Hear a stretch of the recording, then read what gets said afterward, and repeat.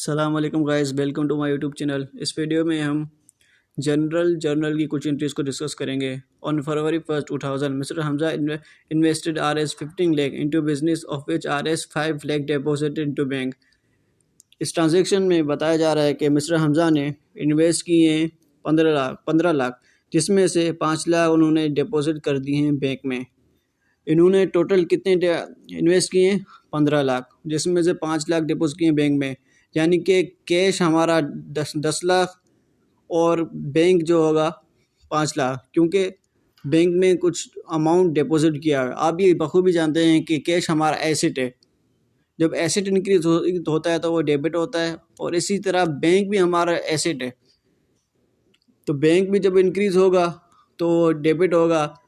आपको मैंने previous video में बताया था कि जब ओनर इन्वेस्ट करता है तो हम उसको कैपिटल के अकाउंट से रिकॉर्ड करते हैं। यहाँ पर हमने कैपिटल 15 लाख लिखा हुआ है क्रेडिट साइड पर, तो इस तरह हमारी एंट्री इक्वल है।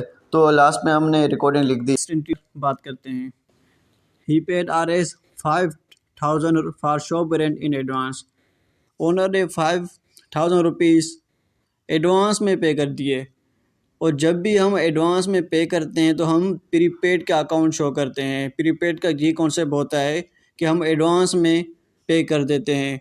तो हमारा प्रीपेड रेंट जो होता है, यानी कि प्रीपेड हमारा है, वो एसेट कहलाता है। तो यहाँ पर एसेट इंक्रीज़ हो रहा है, तो जब एसेट इंक्रीज़ होता है तो वो डेबिट होता है। तो हमने डेबिट कर दिया प्रीपेड रेंट Rs 5,000 से, और हमने कैश कर दिया क्योंकि हमने कैश पे किया था एडवांस में।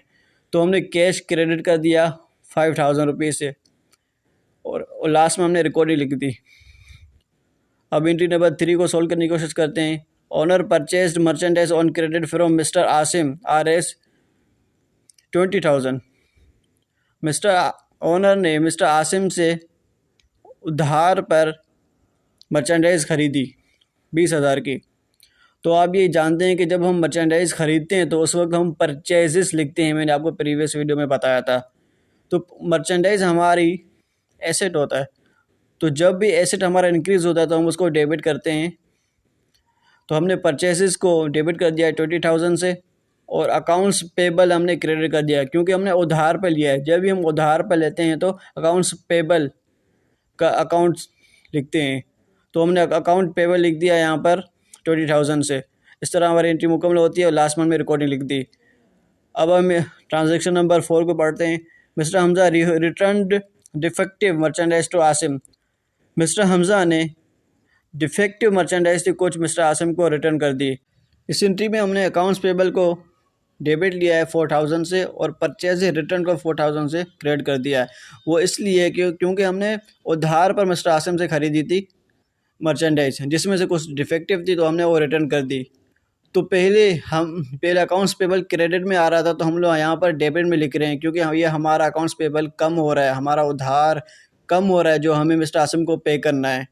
और वो परचेज से रिटर्न कर दिया इसलिए क्योंकि हमने जब मर्चेंडाइज ख़रीदी थी तो हमने परचेज डेबिट किया था, और अब हम रिटर्न कर रहे हैं, हम वो वापस कर रहे हैं। तो उस अकाउंट को क्लोज करने के लिए हम परचेज से रिटर्न लिख रहे हैं यहाँ पर 4,000 से क्रेडिट में। इस तरह हमारी एंट्री मुकम्मल होती है, और लास्ट में हमने रिकॉर्डिंग लिख दी।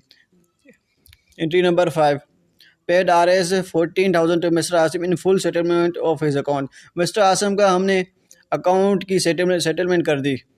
मिस्टर आसिम को हमें 16,000 देने थे, लेकिन हमने मिस्टर आसिम को सिर्फ 14,000। इसका मतलब क्या हुआ है कि अकाउंट्स पेबल हमारा डेबिट हो गया क्योंकि हमें देने थे, यानी कि हमारी लायबिलिटी थी कि हम लोग उसको 16,000 दें, लेकिन हमने 14,000 दिए।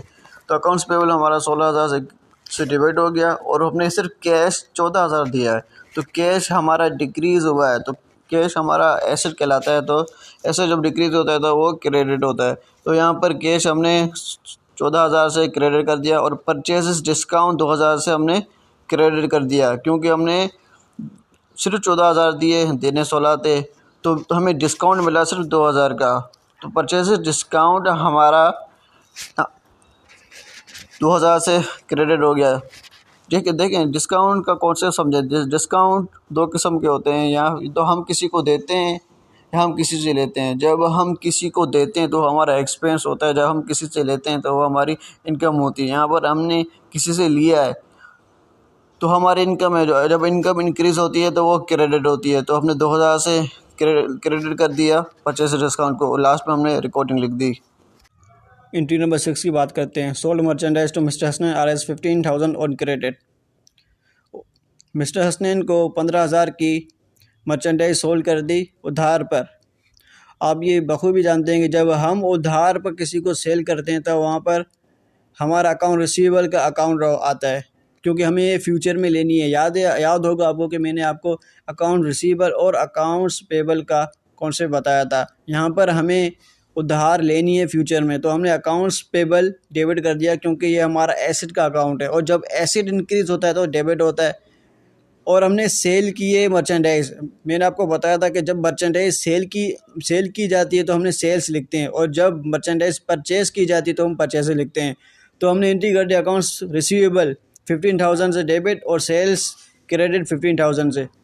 इस तरह हमारी एंट्री मुकम्मल हो गई और लास्ट हमने रिकॉर्डिंग लिख दी। एंट्री नंबर 7 की बात करते हैं। Mister Hasan return merchandise RS 2,000 only. 2,000 की मर्चेंडाइज तो हमें वापस कर दी, तो इसका मतलब ये हुआ कि वो हमारा अकाउंट रिसीवेबल कम हो गया, तो हम फ्यूचर में 2,000 मिस्टर हसन से नहीं लेंगे। तो हमने एंट्री कर दी सेल्स रिटर्न 2,000 इससे डेबिट और अकाउंट रिसीवेबल 2,000 से क्रेडिट, क्योंकि हमारा अकाउंट रिसीवेबल कम हुआ है, हम लोग 2,000 फ्यूचर में नहीं लेंगे। इस तरह हमारी एंट्री मुकम्मल होती है और हमें रिकॉर्डिंग लिखती है लास्ट में। अब ना एंट्री नंबर 8 की बात करते हैं। Received a cheque of RS 10,000 from mister Hasnain in full settlement of his account. हमने मिस्टर हसनैन से 10,000 का चेक वसूल कर दिया और उनके अकाउंट की सेटलमेंट कर दी, और सेल्स डिस्काउंट कर दिया 3,000 से। वो इसलिए क्योंकि हमें फ्यूचर में मिस्टर हसनैन से 13,000 लेने थे, लेकिन मिस्टर हसनैन ने हमें सिर्फ 10,000 दिए और बाकी का डिस्काउंट ले लिया हमसे। तो डिस्काउंट के बारे में मैंने बताया कि जब हम किसी को डिस्काउंट देते हैं तो वो हमारा एक्सपेंस होता है, तो जब एक्सपेंस इंक्रीज़ होता है तो वो डेबिट होता है। तो इसकी वजह से हमने सेल डिस्काउंट को डेबिट में कर दिया, और अकाउंट रिसीवेबल क्रेडिट वो इसलिए क्योंकि अकाउंट रिसीवेबल हमारा कम हो रहा है, हमें जो फ्यूचर में पैसे लेने थे वो कम हो रहे हैं, तो इसकी वजह से हमारा अकाउंट रिसीवेबल को हमने क्रेडिट कर दिया, क्योंकि अकाउंट रिसीवेबल हमारा एसेट है, और जब एसेट डिक्रीज़ होता है तो वो क्रेडिट होता है। तो इस तरह हमारी एंट्री इक्वल है और हमारी मुकम्मल होती है एंट्री। लास्ट में हमने रिकॉर्डिंग लिख दी। जनरल में हम ओनर के बिज़नेस को अपना बिज़नेस कंसिडर करते हैं। यहाँ पर जैसे कि मिस्टर हमज़ा ओनर हैं, तो मैं बार बार मिस्टर हमज़ा के बिज़नेस को अपना बिज़नेस मुखातिब कर रहा हूँ। आप यहाँ सोच रहे होंगे कि यहाँ पर हमने चेक रिसीव किया, लेकिन मैंने कैश के अकाउंट को 10,000 से डेबिट किया। वो क्यों? वो इसलिए कि जब भी हम कैश रिसीव करते हैं और उसको बैंक में डिपॉज़िट नहीं करते तब तक हम कैश ही लिखते हैं, बैंक नहीं लिखते। बैंक तब लिखते हैं जब हम चेक रिसीव करके हम बैंक में डिपॉज़िट कर देते हैं, फिर हम बैंक का अकाउंट शो करते हैं। लेकिन इस एंट्री में कहीं भी हमें ये नज़र नहीं आ रहा कि हमने चेक रिसीव किया और हमने बैंक में डिपॉज़िट कर दिया। इसकी वजह से मैंने यहाँ पर कैश लिखा है। अगर आपको ये हमारा वीडियो पसंद आए तो लाइक कीजिए, सब्सक्राइब कीजिए और अपने दोस्तों को शेयर करना मत भूलिए। मिलते हैं अगली वीडियो में, तब तक के लिए अल्लाह हाफ़िज़।